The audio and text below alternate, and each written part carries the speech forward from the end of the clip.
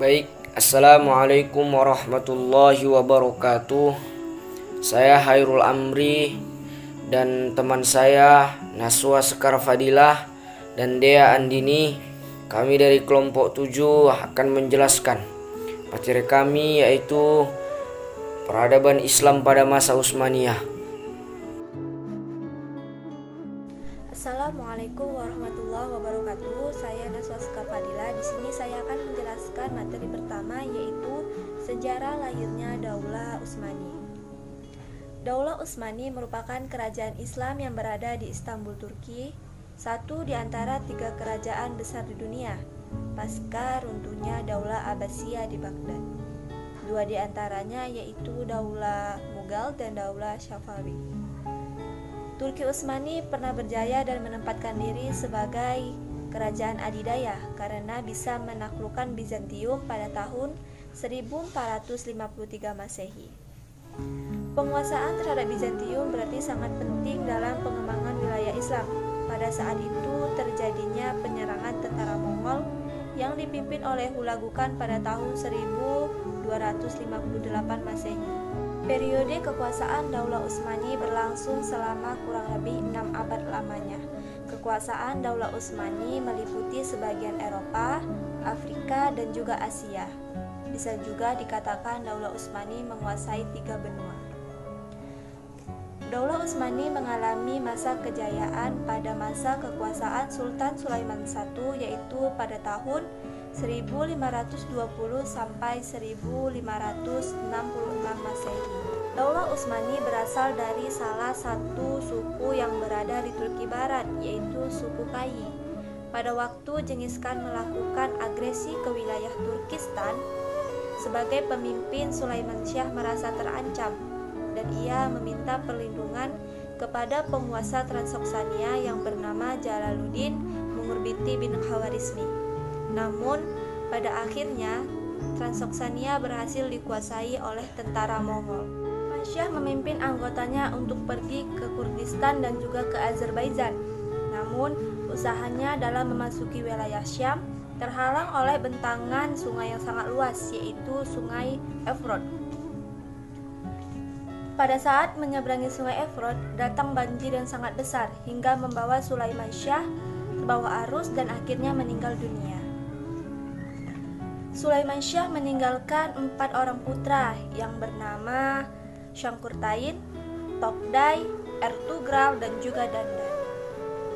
Pasca meninggalnya Sulaiman Syah, kelompok keluarga besarnya terbagi menjadi 2 kelompok. Kelompok pertama menginginkan untuk kembali ke daerah asal, dan yang satu kelompok lainnya melanjutkan ekspedisi ke wilayah Asia Kecil bersama Ertugrul dan juga Dandan. Pada saat di perjalanan, putra ketiga dari Sulaiman Syah yaitu Ertugrul diangkat menjadi pemimpin dan akhirnya mereka menetap di Anatolia. Terjadinya pertempuran antara pasukan Sultan Alauddin I dengan Kekaisaran Bizantium. Maka dari itu Ertugrul dan para pasukannya ataupun para anggotanya membantu pasukan Alauddin I hingga mencapai kemenangan melawan Kekaisaran Bizantium. Setelah mereka membantu pasukan dari Alauddin I, mereka diberi hadiah oleh Sultan Alauddin I berupa pegunungan di Armenia dan lembah Saguta di sepanjang Sungai Sakarya. Pada tahun 1288 Masehi, Ertugrul pun meninggal dunia. Oleh karena itu, diangkatlah oleh Alauddin I putranya yang bernama Utsman. Karena kesetiaannya, ia memberikan gelar bey pada Utsman dan ia memberikan wilayah yang lebih luas serta bisa memakai mata uang sendiri. Pada tahun 1299 Masehi, Ghazan Khan dari Mongol menyerang Seljuk Rum, tetapi serangan tersebut digagalkan oleh Utsman. Setelah dari peristiwa tersebut, tidak berapa lama Alauddin I pun meninggal dunia. Tetapi ia tidak memiliki putra yang pantas untuk menggantikan kedudukannya pada saat itu. Peristiwa tersebut pun dimanfaatkan oleh Utsman untuk menyatakan diri sebagai Padisa Al-Utsmaniyah atau Raja Keluarga Utsman yang mendapatkan dukungan penuh dari rakyat. Dengan demikianlah berdiri Kerajaan Utsmani yang beribu kota pertama di Quraisy. Dalam perjalanan yang sangat panjang, Daulah Utsmani menjadi kerajaan Islam yang sangat dinamis, mulai dari awal berdirinya hingga sampai akhir keruntuhannya. Baiklah, selanjutnya akan dilanjutkan oleh rekan saya, yaitu Dea Andini. Baiklah, di sini saya akan menjelaskan mengenai strategi dan kebijakan pemerintah Daulah Utsmani. Pada pemerintahan Daulah Utsmani, ada strategi dan kebijakan dalam masa pemerintahannya. Tidak lupa pula berdirinya Daulah Utsmani dikarenakan melemahnya dinasti Abbasiyah yang pada saat itu sudah di ujung kritis. Ada pula kebijakan yang dibuat oleh Daulah Utsmani, yaitu kebijakan politik Turki Utsmani di Hijaz pada 1512 sampai 1566. Berawal dari kemenangan melawan Safawi, Selim I bergerak untuk menaklukkan Mamluk, dikarenakan pada saat itu adanya intrik antara Sultan Al-Ghawi yang pada saat itu beranalisasi dengan Safawi. Selim I berperang kepada Mamluk yang pada saat itu sedang mengalami kemunduran, dikarenakan akibatnya yaitu takluknya tentara laut mereka oleh Portugis. Maka dari itu melemahnya juga perekonomian Mamluk dikarenakan pasar perdagangan Mamluk sudah dikuasai oleh Portugis. Jadi Selim I juga semakin mempunyai kesempatan yang besar untuk menaklukkan Mamluk dikarenakan sudah terjadinya kemunduran di Mamluk itu sendiri. Maka dari itu rakyat juga sudah tidak tahan akan kemunduran ekonomi itu dan mendukung penuh untuk berdirinya Daulah Utsmani. Nah, kebijakan yang dikeluarkan tidak semena-mena untuk dikeluarkan. Ada pula alasan untuk dikeluarkannya suatu kebijakan. Dan setiap pemimpin mempunyai tanggung jawab untuk mengurus suatu negaranya atau suatu wilayahnya, yaitu mengurus untuk keadilan bagi rakyatnya, mengurus dana pajak, dan mengangkat menteri para pejabat negara, dan juga menghukum seseorang yang melanggar hukum negara.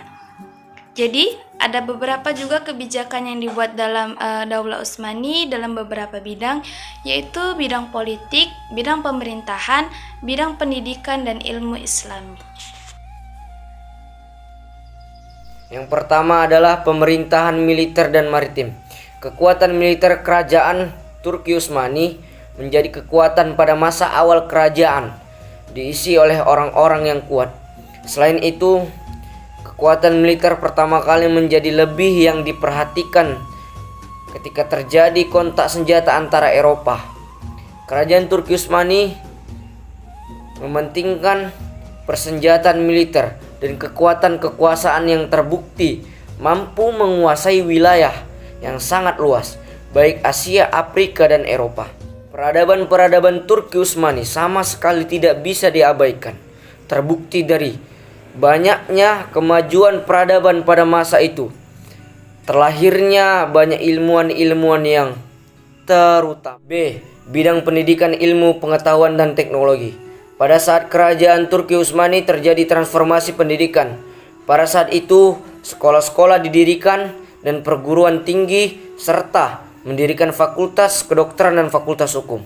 Selain hal tersebut, juga muncul sastrawan dengan yang menyelesaikan studi di luar negeri. Selanjutnya C. Bidang seni dan kebudayaan. Kerajaan Turki Utsmani telah membawa peradaban Islam menjadi peradaban yang cukup maju dan pesat. Pada bidang kebudayaan, banyak tokoh penting yang muncul, seperti pengembangan seni, arsitek Islam, seni dekorasi, serta seni musik dan pertunjukan. Bidang keagamaan. Keagamaan merupakan bagian sistem sosial dan politik pada masa kepemimpinan Turki Utsmani. Ulama dipandang cukup tinggi kedudukannya dalam beragama, bermasyarakat, pada kerajaan Turki Utsmani, warga non-muslim wajib mematuhi hukum kesultanan, namun tidak wajib mematuhi hukum Islam. Selanjutnya adalah kemunduran peradaban Islam pada masa Bani Utsmani. Sistem kerajaan Turki yang bergantung pada kemampuan seorang sultan dalam mengendalikan pemerintahan menjadikan hal ini rentan dalam kemunduran bahkan kejatuhan kerajaan Turki Utsmani. Kerajaan Turki Utsmani mengalami kemunduran pada masa Sultan Salim II. Hal tersebut melemahnya semangat prajurit Turki Utsmani yang mengakibatkan kekalahan pada pertempuran pada tahun 1774 Masehi. Setelah itu, kepemimpinan kerajaan Turki Utsmani yakni Sultan Abdul Hamid dipaksa untuk menghadapi perjanjian dengan Rusia yang berisi tentang kemerdekaan Srimania dan penyerahan pada benteng-benteng Laut Hitam yang memberikan Rusia izin untuk melintaskan Laut Hitam dan Laut Putih. Selain itu pula yang menyebabkan runtuhnya kerajaan Turki Utsmani ialah kelemahan para sultan dan sistem birokrasi. Yang kedua adalah merosotnya kondisi sosial ekonomi. Yang ketiga adalah munculnya kekuatan Eropa. Baik, kesimpulannya adalah Daulah Utsmani merupakan kerajaan Islam yang beribu kotaan di Istanbul, Turki, termasuk salah satu di antaranya kerajaan besar dunia pasca runtuhnya Daulah Abbasiyah di Baghdad. Dua di antaranya adalah Daulah Mughal dan Daulah Safawi. Kekuasaan Islam yang berpusat di Baghdad mengalami kehancuran yang secara signifikan. Kekuatan politik Islam mengalami kemunduran yang secara drastis. Wilayah kekuasaan menyepi dalam beberapa kerajaan kecil yang satu sama lain saling memerangi dalam perjalanan panjang.